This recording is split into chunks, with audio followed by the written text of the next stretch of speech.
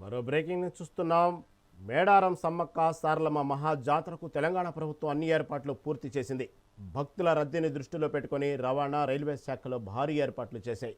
ఈ మేరకు ఇవాళ రవాణా శాఖ మంత్రి పొన్నం ప్రభాకర్, మంత్రి సీతక్క మేడారంలో పర్యటించనున్నారు.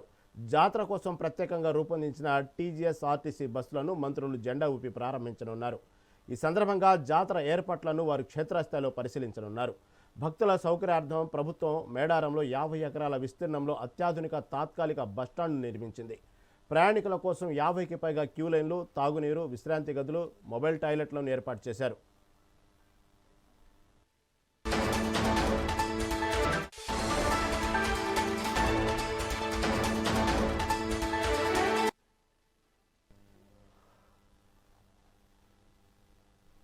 మేడారం సమ్మక్క సారలమ్మ మహాజాతరకు తెలంగాణ ప్రభుత్వం అన్ని ఏర్పాట్లు పూర్తి చేసింది. భక్తుల రద్దీని దృష్టిలో పెట్టుకుని రవాణా రైల్వే శాఖలు భారీ ఏర్పాట్లు చేశాయి. ఈ మేరకు ఇవాళ రవాణా శాఖ మంత్రి పొన్నం ప్రభాకర్, మంత్రి సీతక్క మేడారంలో పర్యటించనున్నారు. జాతర కోసం ప్రత్యేకంగా రూపొందించిన టీజీఎస్ ఆర్టీసీ బస్సులను మంత్రులు జెండా ఊపి ప్రారంభించనున్నారు. ఈ సందర్భంగా జాతర ఏర్పాట్లను వారు క్షేత్రస్థాయిలో పరిశీలించనున్నారు.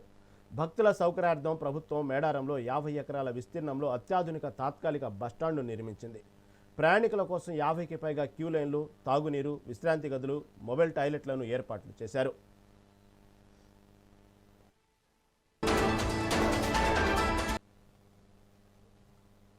మేడారం సమ్మక్క సారలమ్మ మహాజాతరకు తెలంగాణ ప్రభుత్వం అన్ని ఏర్పాట్లు పూర్తి చేసింది.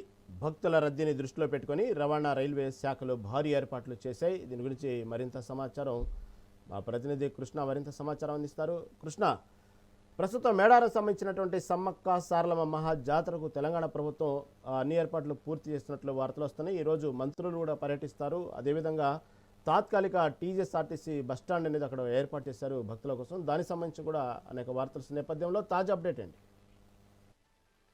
Thank you rhyme. ఈరోజు చూసినట్టయితే 2026 మేడారం సమ్మక్క సారలమ్మ మహాజాతరకు ఆర్టీసీ ఇప్పటివరకే కొన్ని ప్రత్యేక బస్సులను ప్రారంభించింది. ఈరోజు చూసినట్టయితే రవాణా శాఖ మంత్రి పొన్నం ప్రభాకర్ ఈరోజు ఆర్టీసీ మన ఉదయం సుమారుగా 11 గంటల ప్రాంతంలో సమ్మక్క సారలమ్మలను దర్శించుకున్న తర్వాత ప్రత్యేకమైన బస్సులు ఏవైతే ఏర్పాటు చేశారో వాటిని ఈరోజు ప్రారంభించనున్నారు. ప్రారంభించే తదుపరి తాత్కాలికంగా ఏర్పాటు చేసిన బస్ స్టాండ్ ను సందర్శించి దాంతో పాటు ప్రయాణికులకు ఎలాంటి ఇబ్బందులు కలుగుతున్నాయా, ఎలా ఉందని, ఆ ప్రయాణికుల సౌకర్యాలు ఎలా ఉన్నాయని పరిశీలిస్తారు. ఆ తర్వాత ఆర్టీసీ డ్రైవర్లు కానీ కండక్టర్లు కానీ వారి కోసం ఏర్పాటు చేసిన తాత్కాలిక వసతి గృహాలను కూడా పర్యవేక్షించున్నారు. ఆ తర్వాత మళ్ళీ మీడియం సమావేశం నిర్వహించున్నారు. కృష్ణ, అయితే ఈరోజు దానికి సంబంధించినటువంటి ఏదైతే కేంద్రం కూడా దానికి మేడారం జాతరకు సంబంధించి 3 కోట్లకు పైగా విడుదల చేసినట్లు వార్తలు వస్తున్న నేపథ్యంలో దాని గురించి కిషన్ రెడ్డి చొరవ చూపి ఆ విధంగా కేంద్రం నుంచి నిధులు వచ్చడానికి ప్రయత్నం చేశారనే విషయం కూడా తెలుస్తూ ఉంది. దానికి సంబంధించి తాజా అప్డేట్ ఏమైనా ఉందా? కేంద్ర నిధులను ఏ విధంగా ఉపయోగిస్తున్నారు? అంతేకాకుండా ప్రత్యేక రైళ్లు, బస్సులు కూడా కేటాయించారనే వార్తల నేపథ్యంలో తాజా అప్డేట్ ఏంటి దాని గురించి? ప్రత్యేకంగా అంటే ఇప్పటివరకు అయితే కేంద్రం నుంచి అయితే 3,25,00,000 నిధులు విడుదల చేశారు అని చెప్పేసి బీజేపీ వర్గాలు తెలుపుతున్నాయి. వాటిని ఏ విధంగా ఉపయోగిస్తారనేది వేచి చూడాల్సిన పరిస్థితి ఉంది.